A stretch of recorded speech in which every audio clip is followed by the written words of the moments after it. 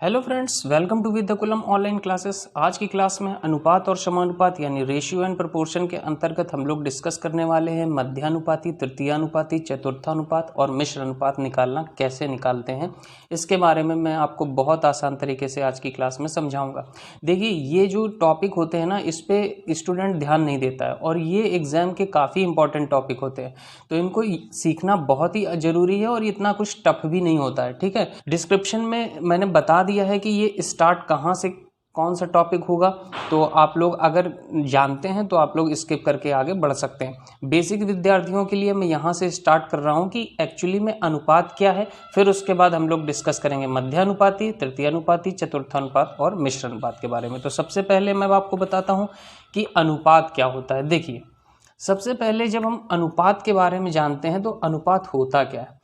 अनुपात का एक ऐसा चिन्ह होता है, देखिए भिन्न में जैसे हम चीज़ों को लिखते हैं ना 2/3, तो बस ये अगर देखिए दोनों बिंदियों को हम मिला दें तो ये कुछ ऐसा ही बन जाता है चिन्ह। और इधर लिख देते हैं 2, इधर लिख देते हैं 3, यानी इसको हम क्या करें, थोड़ा सा घुमा करके अगर ऐसे लिख दें तो ये ऐसे लिखा हुआ है।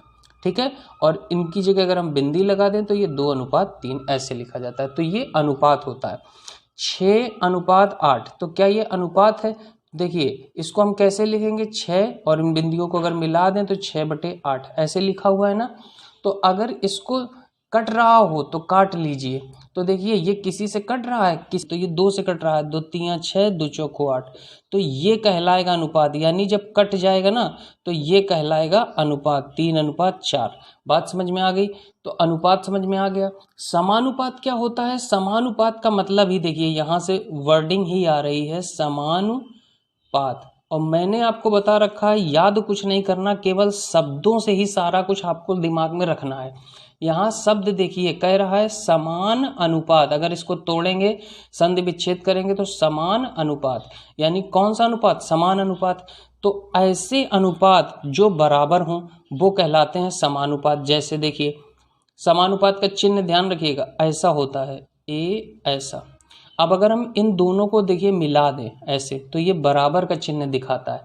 तो वही चीज़ है, अगर अनुपात कैसे हों, अनुपात समान हो यानी बराबर हो तो वो क्या कहलाएगा? समानुपात। जैसे मान लीजिए लिखा हुआ है 2/3 समानुपात 4/6। मैं आपसे पूछूं क्या ये अनुपात बराबर है, तो देखिए क्या ये बराबर है? तो बिल्कुल बराबर है। देखिए 2/3 यहाँ भी लिखा है और यहाँ भी वही चीज़ लिखा है। देखिए कट रहा हो तो मैंने अभी यहाँ पर क्या बताया, अगर कटे तो काट लीजिए, तो यहाँ पर भी क्या करेंगे, हम काट लेंगे, 2 से काटेंगे, 2 दूना 4 और 2 तियां 6। तो देखिए यहाँ भी 2/3 लिखा है और यहाँ भी 2/3 लिखा है, और ये समानुपात का मतलब क्या होता है? बराबर। तो जब अनुपात कैसे हों, बराबर हों, तो इसी को हम क्या बोलते हैं? समानुपात बोलते हैं। ये बात समझ में आ गई। अच्छा, मैं आपसे पूछूं, जैसे यही चीज़ मैंने यहाँ पर देखिए लिखा था, थोड़ा सा मिस्टेक हो गया था। अगर यहाँ पर ये लिखा है 2/3 समानुपात 6/8, तो मैंने आपसे पूछा क्या ये समानुपाती हैं? तो देखिए यहाँ लिखा है 2/3 और यहाँ क्या लिखा है, इसको जब हम काटेंगे तो किससे कटेगा? 2 से। 2 से काटिए, 2 तियां 6 और 2 चौको 8। अब यहाँ पर देखिए यहाँ लिखा था 2/3 और यहाँ लिखा था 3/4, तो क्या ये दोनों अनुपात बराबर हैं? नहीं बराबर है ना, ये बराबर नहीं है, तो इसका मतलब ये अनुपात समान नहीं है। तो ये बात समझ में आ गई होगी।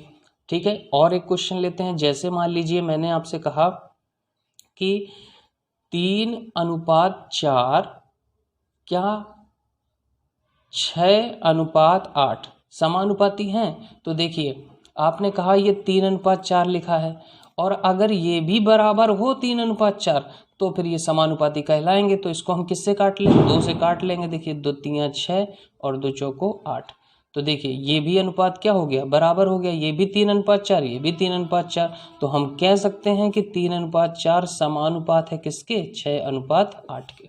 ये बात आप लोगों को समझ में आ गई। अच्छा, अब समानुपात का एक नियम होता है। क्या होता है? देखिए ये जो बाहर का अंक होता है, बाहर का गुणा बराबर अंदर का गुणा, तो ये सिंपल सा लॉजिक है समानुपात चेक करने का। यानी अनुपात बराबर है कि नहीं। तो ये चेक करने का नियम सबसे अच्छा यही है कि आप क्या करिए, बाहर बाहर का गुणा, यानी देखिए 3 का गुणा 8 में करेंगे तो 3 वटी कितना हो गया 24। और अगर ये बराबर है किसके, अंदर अंदर के गुणा के, तो 6 चौको कितना हो गया 24। तो ये अनुपात कैसा होगा, समानुपात होगा। बात समझ आई।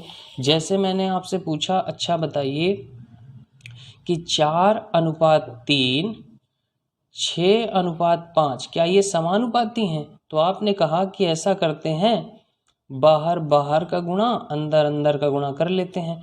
तो बाहर बाहर का गुणा किया तो 4 और 5 का गुणा किया तो 4 पंचे कितना हो गया 20, और अंदर अंदर का गुणा किया तो कितना हो गया, देखिए 3 18। तो क्या 20 और 18 बराबर हैं, नहीं बराबर हैं, तो फिर ये समानुपात नहीं है। बात समझ आई। अच्छा, अब हम लोग बढ़ते हैं अपने प्रश्न की तरफ। उम्मीद करता हूँ आपको ये अनुपात समानुपात समझ आ गया होगा। तो चलिए समझते हैं। देखिए मैंने क्या बोला, मैंने आपसे बोला है कि आपको केवल उस शब्द को समझना है। अगर आप शब्द को समझ गए तो आप सब कुछ समझ गए, याद कुछ नहीं करना है। यहाँ पर कह रहा है मध्यानुपाती, इसका मतलब मध्य का अनुपात, इंग्लिश में बोलते हैं मीन प्रोपोर्शन। मध्यानुपाती में निकालने में आपको 2 संख्याएं देगा, तृतीयानुपाती निकालने में भी आपको 2 संख्याएं देगा, चतुर्थानुपाती निकालने में आपको 3 संख्याएं देगा, और मिश्र अनुपात निकालने में आपको कई सारे रेशियो देगा। ठीक है, यानी अनुपात देगा। अब यहाँ देखिए मध्यानुपाती जैसे निकालना है तो क्या बोला मैंने, मध्य का अनुपात गायब होता है। तो इसमें कोई 2 वैल्यू देगा। जैसे अगर वैल्यू मान लीजिए है A और B, 2 वैल्यू है, ठीक है। तो मध्यानुपाती कैसे निकलता है, मध्य का अनुपात गायब होता है। जैसे A का मध्य का अनुपात कुछ मान लीजिए x से वही रेशियो है जो x का b से है। तो क्या करेंगे, बाहर बाहर का गुणा अंदर अंदर का गुणा। तो यहाँ से जब बाहर बाहर का गुणा करेंगे अंदर अंदर का, तो ये x का गुणा x में करेंगे तो x स्क्वायर हो जाएगा, और बाहर बाहर का गुणा करेंगे तो ये ab आ जाएगा। तो इस तरह से x का मान कितना आ जाएगा, √ab हो जाएगा। तो ये मध्यानुपाती क्या होगा, √ab। जैसे प्रश्न मान लीजिए आपके सामने आया कि 4 और 9 इनका मध्यानुपाती ज्ञात कीजिए। तो मध्यानुपाती क्या होता है कि इन दोनों का गुणा, 2 संख्याएं देगा मैंने कहा मध्यानुपाती में, उसने दिया 4 और 9 का मध्यानुपाती ज्ञात कीजिए। तो दोनों का आपस में आपको क्या करना है, गुणा कर देना है। तो आपने क्या कर दिया, गुणा कर दिया, और सिंपल सा उसका आपको क्या निकाल देना है, रूट निकाल देना है। तो आपने रूट निकाल दिया। तो देखिए गुणा करेंगे तो 9 चौको कितना हो गया 36, और 36 का वर्गमूल क्या होता है, 36 का वर्गमूल होता है 6। वर्गमूल निकालना मैंने बताया। तो इसका मध्यानुपाती 4 और 9 का कितना आ गया, 6 आ गया। अगर कभी मान लीजिए आप भूल जाते हैं तो ये मैंने बता रखा है कि कैसे निकलता है, ठीक है। इसके बाद आता है तृतीयानुपाती। तृतीयानुपाती में क्या करते हैं, इसमें भी देखिए 2 अंक देता है। तो मैंने क्या बताया, इसमें तीसरा अनुपात पूछता है। देखिए जैसे 2 कोई नंबर हैं A और B, और तृतीयानुपाती का मतलब तीसरा अनुपात गायब होगा। तो देखिए A का B से वही अनुपात है जो B का तीसरे से है, A का दूसरे से वही अनुपात है जो दूसरे का किससे है, तीसरे से, क्योंकि तीसरा अनुपात पूछ रहा है। फिर से वही बाहर बाहर का गुणा अंदर अंदर का गुणा। तो जब हम बाहर बाहर का गुणा करेंगे तो A गुणा x बराबर, अंदर अंदर का गुणा करेंगे तो B और B का गुणा करेंगे तो क्या हो जाएगा, B स्क्वायर हो जाएगा। तो x का मान कितना आ जाएगा, B स्क्वायर, और नीचे ये A आ जाएगा। इसका मतलब क्या हुआ, इसका मतलब ये हुआ कि अगर 2 संख्याएं दी हैं उनका तृतीयानुपाती निकालना है, तो मतलब दूसरी संख्या का आपको 2 बार गुणा करना है या वर्ग कर देना है, और पहली संख्या से भाग कर देना है। जैसे आपसे उसने एग्जामिनर ने पूछ लिया कि बताइए 5 और 10, देखिए 2 संख्याएं देगा मैंने कहा, तो 2 संख्याएं दे दी, 5 और 10, इसका तृतीयानुपाती ज्ञात कीजिए। तो तृतीयानुपाती ज्ञात करने के लिए आपको ये सब याद नहीं रखना है। आपको क्या ध्यान रखना है कि दूसरी संख्या का 2 बार गुणा कर दिया जाता है, दूसरी संख्या का 2 बार गुणा कर दिया जाता है। देखिए b स्क्वायर किया गया तो यहाँ पर 10 का स्क्वायर कर दिया गया, और फिर क्या करते हैं, पहली संख्या से भाग कर दिया जाता है। तो पहली संख्या से हम सिंपल सा भाग कर देंगे। तो देखिए 5 एकम 5, 5 दूना 10, 10 का गुणा 2 में कर देंगे, कितना हो जाएगा 20। मैं पूरा कॉन्सेप्ट वाइज इसीलिए बताता हूँ कि कभी आप लोग भूल जाएं तो आप लोग कम से कम पता लगा पाएं कि ये निकल करके कैसे आता है। इसके बाद आते हैं चतुर्थानुपाती। देखिए चतुर्थानुपाती में आपको 3 अंक देगा, 3 अंक मान लीजिए ए, बी और सी, 3 अंक देगा। और चौथा अनुपात आपसे पूछेगा, यानी 3 देगा और चौथा पूछेगा। तो देखिए ए का बी से वही अनुपात है जो सी का एक्स से है। देखिए यहाँ पर क्या था, यहाँ पर भी था वही, लेकिन यहाँ पर क्या था कि 2 अंक दिए गए थे तो हमको तीसरा अनुपात निकालना था। यहाँ 3 दिए हैं तो हमें चौथा निकालना है, सिंपल सा है वैसा ही। इसके बाद बाहर बाहर का गुणा, अंदर अंदर का गुणा। तो बाहर बाहर का सिंपल सा गुणा कर लेंगे, a गुणा एक्स बराबर अंदर अंदर का गुणा b गुणा सी। x का मान कितना आ जाएगा, ये a देखिए भाग में चला जाएगा तो b गुणा सी बटे a। तो यहाँ से क्या निकल करके आया लॉजिक, यहाँ से लॉजिक ये निकल करके आया, अगर 3 संख्याएं दी हैं तो बाद की दोनों संख्याओं का आपस में गुणा कर देते हैं और पहली संख्या से क्या करते हैं, भाग कर देते हैं। तो हमको क्या मिल जाता है, चतुर्थानुपाती यानी फोर्थ पोर्शन मिल जाता है। अब देखिए यहाँ पर जैसे मैंने मान लिया कि आपसे पूछा गया कि बताइए अच्छा 4, 6, 9 इनका चतुर्थानुपाती क्या होगा।